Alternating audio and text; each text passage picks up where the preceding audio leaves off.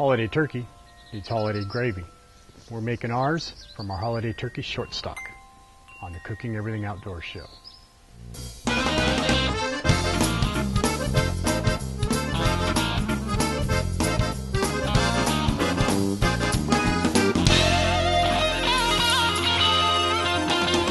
Gary House, the Outdoor Cook, Cooking Everything Outdoors show. I hope you try this at home. So we're making our holiday turkey gravy from our short stock that we prepared with our turkey. Now, what is short stock? It's small batches of stock from caramelized bones and mirepoix, really cooked in a short period of time. And it's absolutely fantastic for enhancing and improving your gravy when you're making turkey. If you haven't seen me do that, check out this clip real fast and you can see how I did it when I made my turkey. The first thing I did is I preheated it. It's right at about about 380 degrees, almost 400 degrees. I've put a roasting pan inside. I'm preheating that up because I need a hot surface because I'm going to be caramelizing about almost 2 pounds of chicken pieces, and this is basically thighs and some legs and turkey neck that I've chopped up into pieces. I also have my mirepoix, which is 1 large carrot, 1 stalk of celery, and then 1 large onion that I've chopped up. I also have 4 tablespoons of olive oil. What I'm going to be doing is I'm going to be taking this and I'm going to be caramelizing it in the grill. And that's the first step to making phenomenal gravy. So let's get this short stock going. 4 tablespoons of olive oil.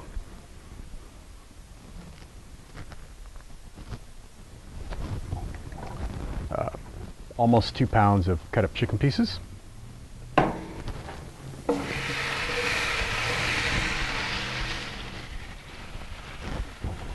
And our mirepoix.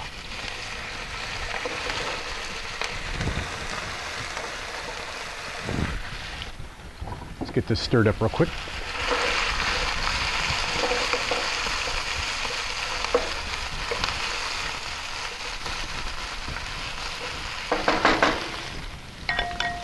Going to let this roast for several minutes, depending on the temperature of your barbecue. You're going to keep an eye on it, but we're browning all of it, tenderizing those vegetables. We've been caramelizing our chicken and mirepoix for about 20 minutes now. Almost 400 degrees is roughly where it's been. You've got to see this, it's beautiful. So we're already getting a lot of nice brown bits on the bottom of our roasting pan. Now, if you did this in a stainless steel pan, you'd get even more. But this is where we want it. We don't want it completely cooked, but we want the chicken browned, so it's starting to release a lot of these flavors.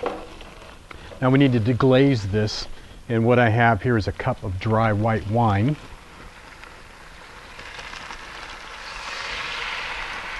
And that's just basically going to help us get a lot of those browned pieces on the bottom of the roasting pan called sucks. We're going to get those up. And that's going to add even more flavor to our gravy.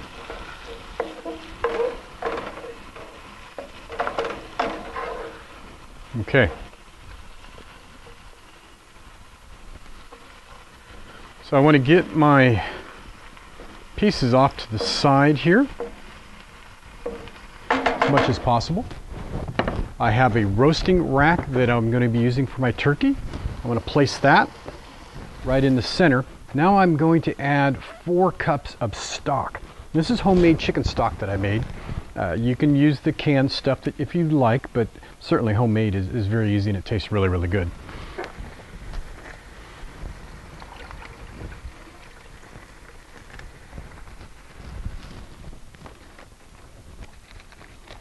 And there we go.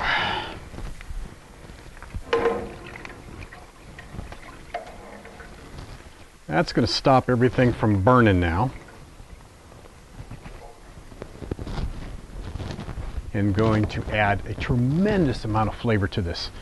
Now that should give you a good idea how to prepare your short stock when you are cooking a turkey or even a chicken or a roast or anything else you want to make gravy out of.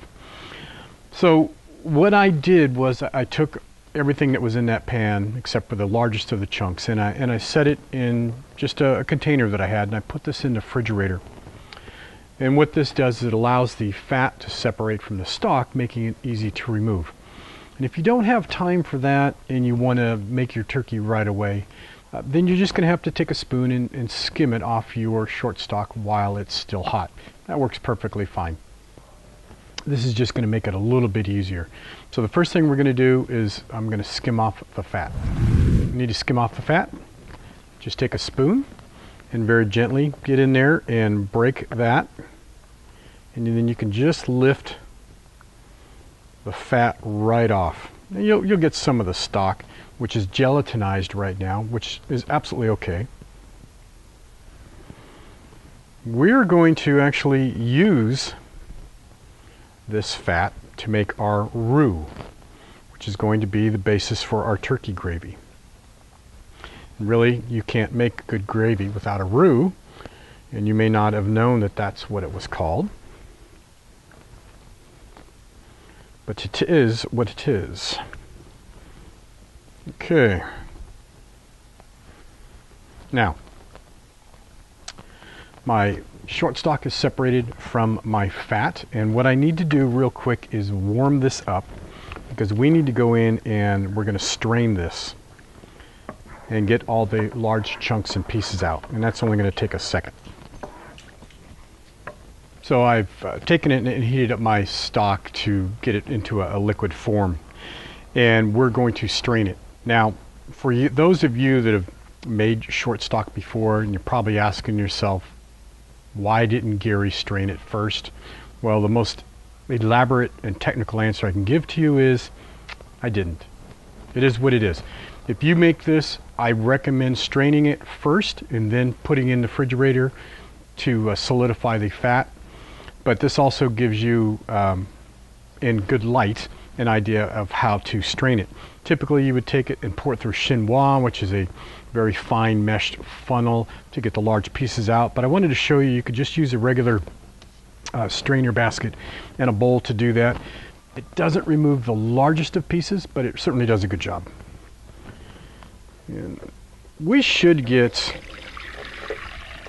probably 4, perhaps 5 cups of short stock out of this, and ideally that's what we're looking for. 6 cups would be perfect, but you can see the large pieces that are filtered out of this, and I have some beautiful stock left over, which we're going to make our holiday turkey gravy.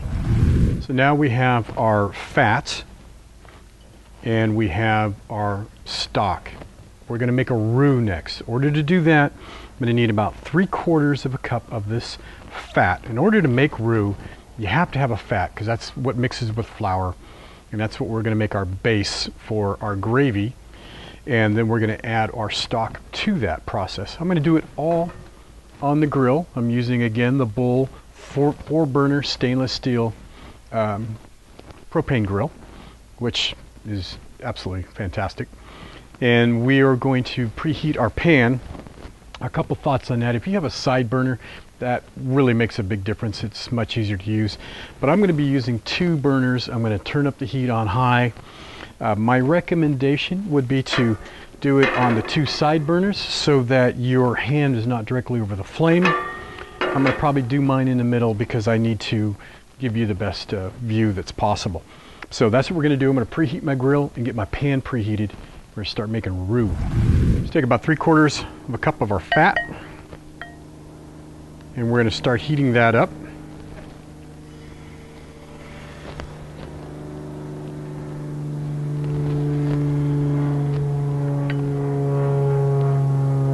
It's going to have some stock added to it already, but it's not going to be a big deal. Just try not to burn everything.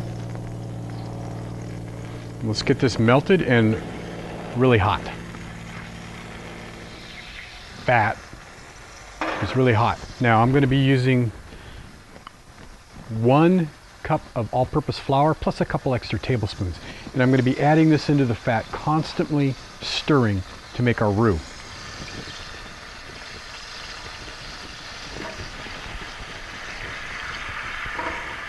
I like to add a little bit at a time so that I don't run into any big clumps. And if you've made gravy before, you're familiar with this process.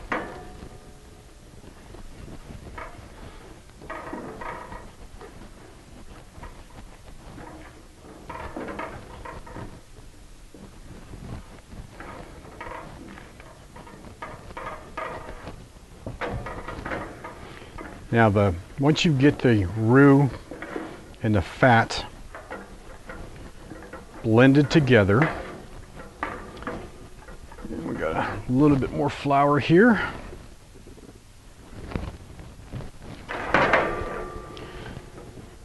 The longer you cook it, the darker it will become. Let me continue mixing this together and show you what's next. So I have my roux about where I want it. You can, some professional chefs, they like to make a thick, dry, pasty roux, and this is about halfway between a thick, dry, pasty roux and a runny roux, which is what your personal preference may be, is entirely up to you, but this works really good for me. Now, it's right about the right color that I'm looking for. Any more than this, it would be a dark roux, and I would start losing the thickening capabilities of the flour and the fat. So I want to stop here. Now this is where I want to start adding my stock. I'm going to add just a ladle at a time. And there's probably, let's see if we can get away with doing this here. So what I like to do is I like to add it to the pan to get it a little warm before I start incorporating it in. And then we're just going to work this first amount in here, start loosening all this, working our lumps out, and start making our gravy. You can see that just smoothing out as we go. Add some more stock in there.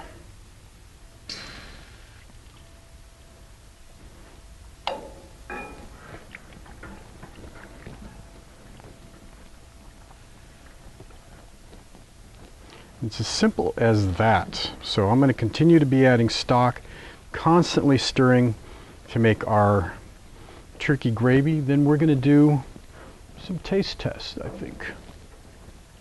So at this point I've incorporated probably 3 or 4 cups of stock in there. I've switched to a whisk, and you can see that I'm kind of at a midpoint here where it's still fairly thick. I'm still incorporating. And that's what you want to do. You're just constantly stirring to blend this all together. And you can see that there's no lumps in here. There's some parts that haven't, they're still kind of thick, and that's working in. But I'm going to have a huge batch of just incredible gravy in here. And as you just take your time working this gravy, enjoying the outdoors, it just starts coming together. Now, if you like a real thick gravy like that, you can stop here. You can add some more stock. I just do a ladle at a time and work it in. I seriously, highly recommend saving some of this for some au jus, because I tell you what, pour this over a nice turkey sandwich, that's to die for. It's really, really good. So we're at the point where I really like the thickness of the gravy, but we still have some short stock, and I really need to do some tasting to make sure that we're really where we want to be on this. So let's do that real quick, and yeah, you can see that that's just a beautiful gravy.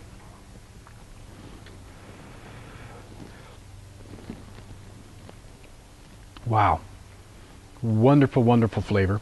It tastes a little pasty still, so we're going to continue to stir it, and that taste will actually break out of the gravy the longer you cook it. And I don't anticipate adding any more than one more ladle of stock because I don't want my gravy too thick. I do want to add some pepper to this. I think it's plenty salty. About a good full teaspoon there, I think, is going to be just about right. And another ladle of short stock. And we'll just work this a little bit longer until I have the paste taste out and the gravy taste in. By Jovi, I think we're done. I have the right thickness that I'm looking for. Certainly have the, wow, the taste profile that I want. And it is so rich, robust. It just has these intense flavors to this turkey gravy. Not like you would get if you were to buy it in a package at the grocery store and stir some water in there. Yuck. Or open up a jar or a can. At this point where it's absolutely completely done, took me maybe 20 minutes to get to this point. And then you can salt and pepper it to however you would like. But I really think that you'll find that using short stock with your turkey or your chicken or whatever you're cooking makes a magnificent gravy that is incredibly easy to cook outdoors and a beautiful day. What a win. Okay, I want to tell you a few things about some of the stuff that I used real quick. This barbecue is from Bull Barbecue. It's a 4-burner stainless steel propane grill with a rotisserie burner attached to it. This wonderful pan that I'm using on the grill is from Man Pans. Just want to give a shout out to them and thank them for letting me use their equipment. I want to say thank you to my sponsors, Camp Chef at OutdoorCooking.com and the Island Grillstone.